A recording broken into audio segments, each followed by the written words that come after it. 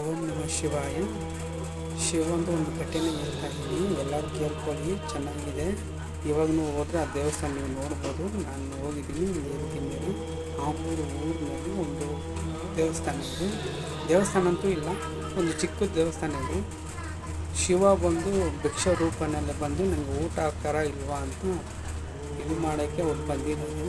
ಈ ಥರ ಭಿಕ್ಷ ರೂಪನಲ್ಲಿ ಬಂದಿದ್ದಾರೆ.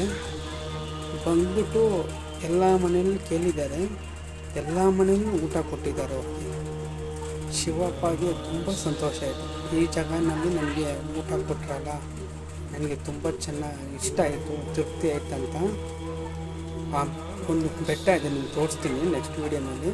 ಆ ಬೆಟ್ಟನಲ್ಲಿ ಹೋಗಿ ಅವರು ಆ ಜಾಗನಲ್ಲಿ ಕೂತ್ಕೊಂಡು ತಿಂತಿದ್ದಾರೆ. ಆ ತಿಂದ್ಬಿಟ್ಟು ಒಬ್ಬರಿಗೆ ಕನಸಿನಲ್ಲಿ ಈ ಥರ ಹೇಳಿದ್ದಾರೆ, ಈ ಥರ ನನಗೆ ದೇವಸ್ಥಾನ ಕಟ್ಟಿ ಅಂತ.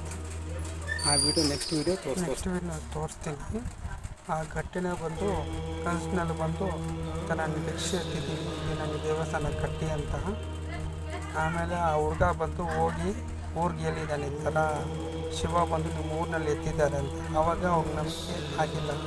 ಆ ದೇವಸ್ಥಾನ ಹೋಗಿ ನೋಡಿದ್ರೆ ಅವ್ರು ಕೂತ್ಕೊಂಡ ಜಾಗದಲ್ಲಿ ಕೆಂಪು ಕಲರ್ ಬಟ್ಟೆ ಒಂದಿದೆ.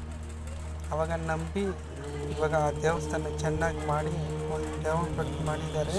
ಆ ಫೋಟೋ ತೋರಿಸ್ತೀನಿ ನೋಡಿ. ಇವಾಗ